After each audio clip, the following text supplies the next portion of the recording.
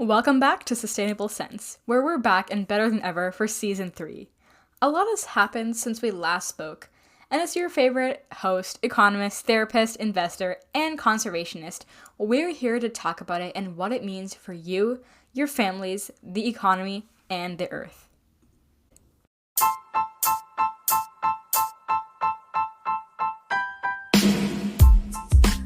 Welcome to Sustainable Sense, where we invest in climate defense.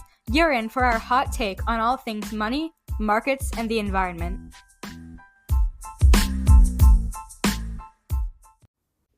I'm your host, and let me just say, if you thought climate policy was boring, this past year might just change your mind. This year has been a high-stakes game of push and pull and ambition and rollback. These are the kinds of decisions that reshape industries, shift financial markets, and change how you and I live. So here's the deal. If you've been half watching climate headlines like their background noise, now's your time to snap out of it. From billion-dollar policy reversals to Wall Street shakeups that could ripple through your 401k, this is really happening right now. And it's reshaping how we power our homes, invest our money, and fight for the future. So this episode is not a recap. It's a wake-up call. Because once you understand these 6 seismic shifts, you'll start noticing their fingerprints everywhere, in your bills, your investments, and even your ballot.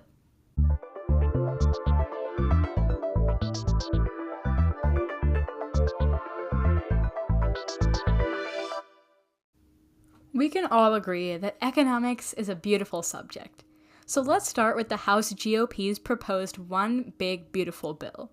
The One Big Beautiful Bill, H.R. 1, passed by the U.S. House of Representatives on May 22nd, is a sweeping tax and economic reform package designed to permanently extend and expand the 2017 Trump tax cuts, provide new tax relief for families and businesses, and implement a range of pro-growth and social policy changes. The bill now awaits consideration in the Senate.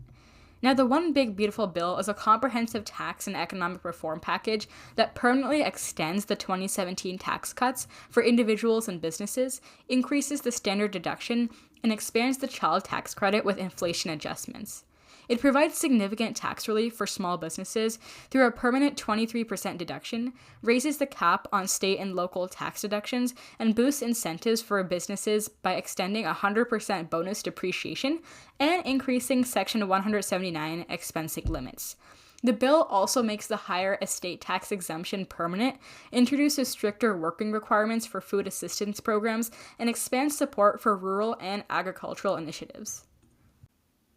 The bill would trigger automatic $500 billion cuts to Medicare over 8 years, likely reducing payments to providers. For Medicaid and SNAP, the bill imposes stricter work requirements and limits on eligibility and state funding mechanisms, leading to an estimated $700 billion reduction in federal Medicaid support over the next 10 years.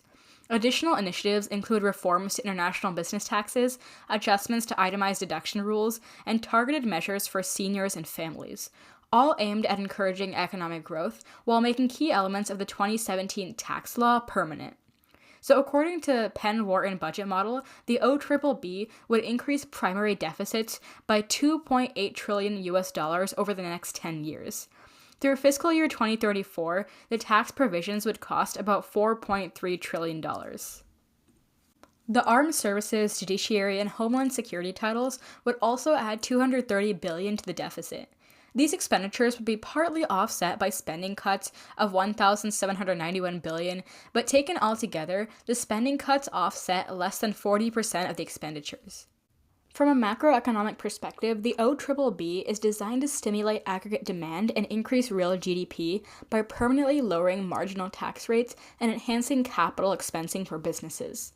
These supply-side measures, somewhat reminiscent of Reagan's supply-side economics, are expected to boost our national output, employment, and investment in the short to medium term, as firms respond to improved incentives for capital formation and households experience higher disposable income.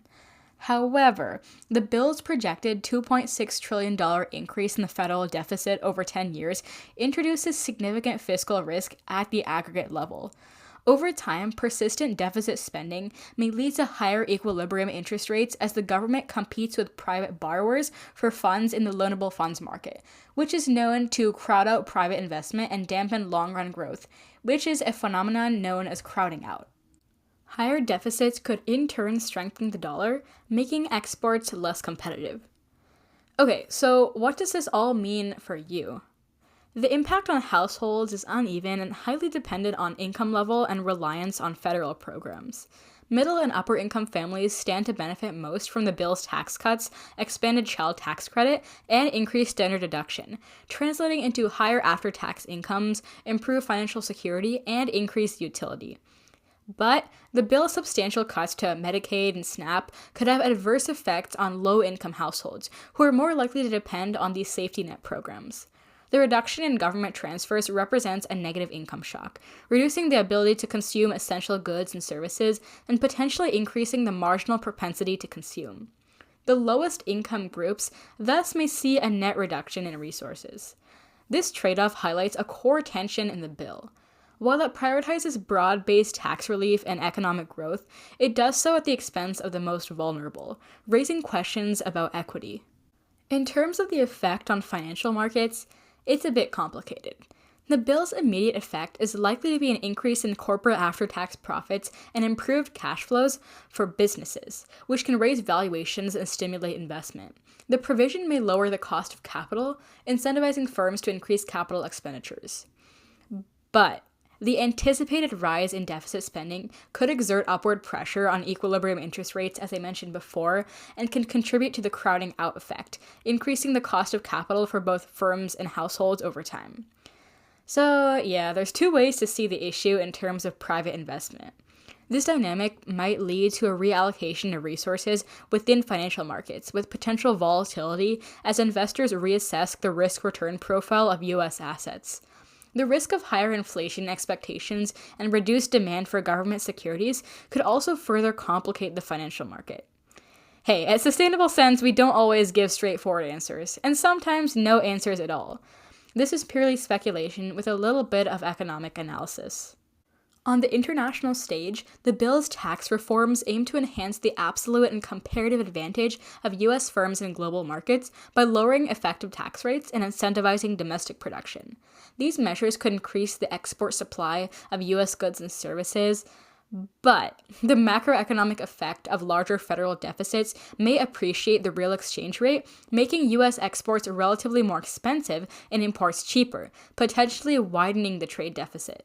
Additionally, the introduction of new tariffs and changes to international tax rules could provoke retaliating measures from trade partners. So, the net effect on trade balances and global competitiveness is ultimately still uncertain, and we're walking a fine line between economic prosperity and failure. Okay, so let's not forget the sustainable part of Sustainable Sense.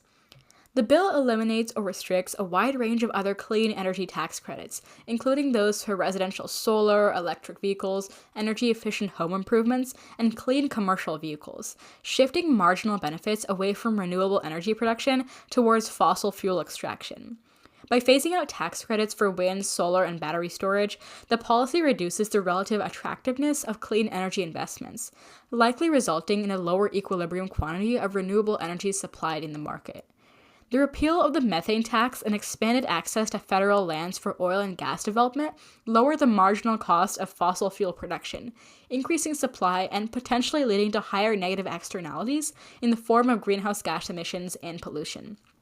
This reorientation of policy incentives may generate short-term producer surplus in traditional energy industries, but at the expense of long-term environmental sustainability and public health, highlighting the classic case of market failure due to externalities. So, what do I think? I think the bill is definitely an interesting one that's poised to shape our economy, while the effects are highly disputed. What's for sure is that the deficit will increase, and certain populations will be unequally benefited. Only time will tell the tale that we all want to hear, though.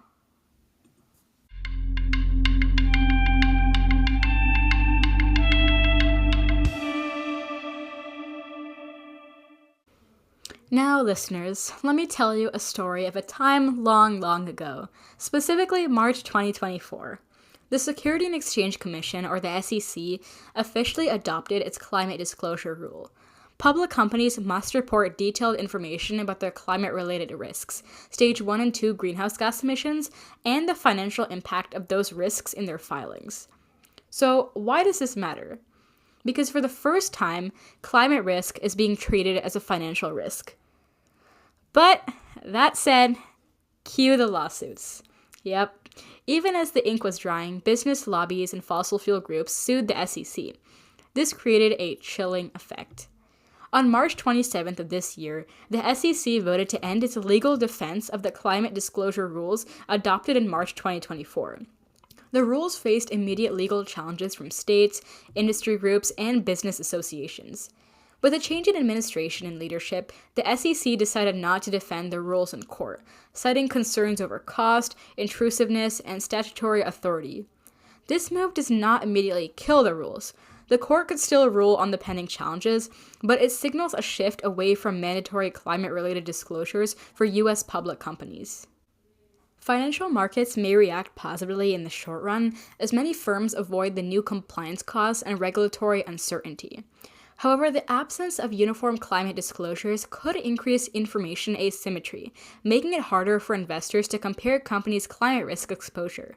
This could negatively play out in valuation of startups, contributing to overvalued valuations and market bubbles. Simultaneously, it could lead to greater volatility or risk aversion, especially as global investors and asset managers increasingly demand climate-related transparency. Without climate filings to tamper valuations, many startups may prioritize short-run gains over sustainable business models.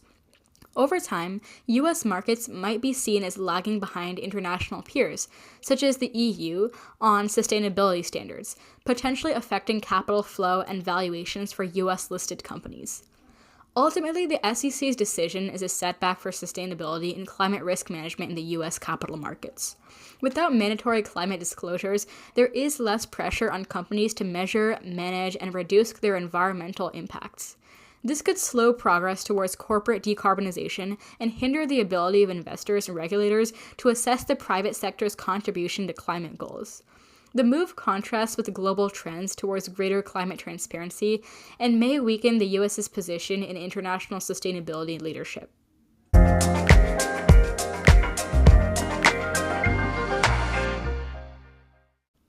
On a more hopeful note, the EU's Carbon Border Adjustment Mechanism, or CBAM, is in its pilot phase. It's a pretty bold idea, making polluting imports pay a carbon price, just like domestic producers. CBAM is likely to raise costs for importers of carbon-heavy goods, nudging both EU and foreign producers to clean up their supply chains. This could mean higher prices for things like steel and cement in the EU, but it also protects EU industries from being undercut by dirty imports. Interestingly, this May, they added an exemption. Imports under 50 metric tons per year don't have to pay the tax. Generally, with the initiation of CBAM, consumers might see some price increases on goods that use a lot of imported steel, cement, or fertilizer, but the direct impact on everyday household budgets should be pretty limited at first. Companies in sectors covered by CBAM, especially exporters to the EU, will need to factor in new compliance costs and reporting requirements, which could affect their bottom lines and stock prices. EU-based firms with cleaner operations might become more attractive to investors. That being said, there's a risk of trade tensions, especially with countries that don't have strong carbon pricing. Some exporters might complain or even retaliate, but the policy could also push more countries to adopt their own climate measures to stay competitive in the EU market. CBAM is a big win for climate policy.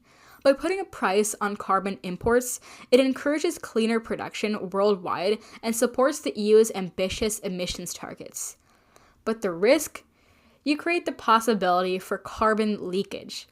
Companies could fragment shipments to dodge the tax, and small players get a pass while larger, cleaner companies foot the bill. It's a notable idea with a small but potentially exploitable flaw. Still, it is progress, and the world is watching.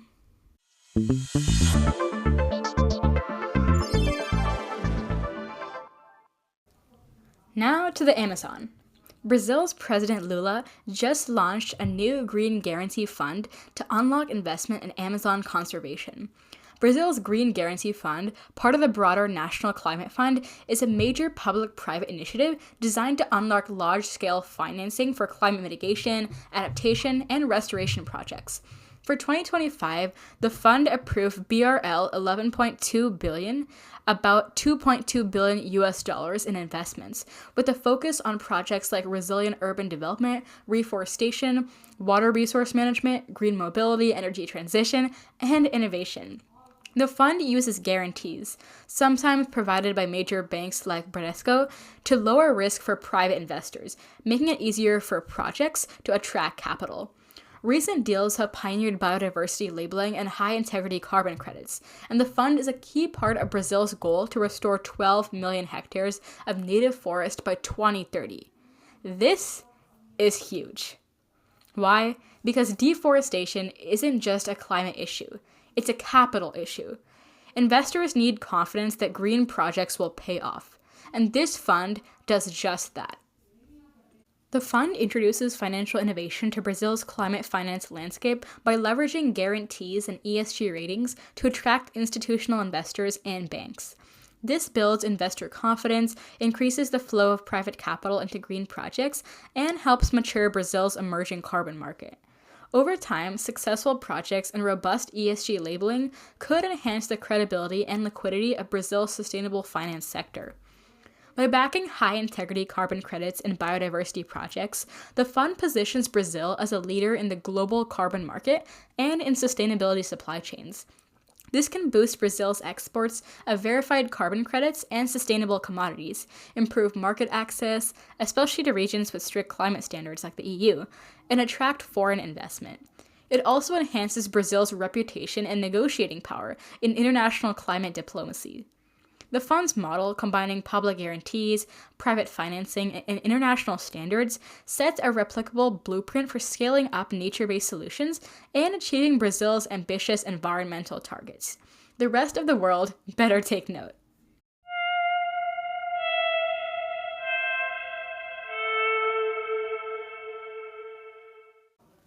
Meanwhile, back in the US, the Department of Energy finalized the last $1.2 billion of its $8 billion in hydrogen funding this past month.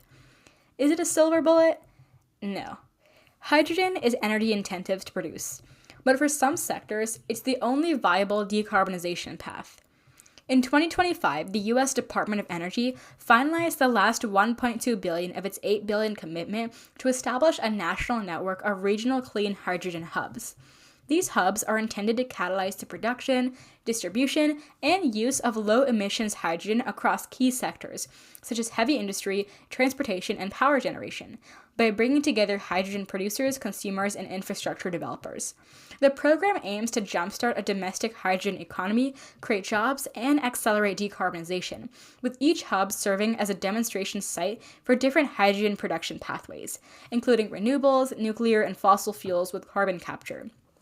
However, recent political shifts have introduced funding uncertainty for several hubs, especially those focused on renewable hydrogen, as the new administration reviews and potentially cuts support for projects not aligned with its energy priorities.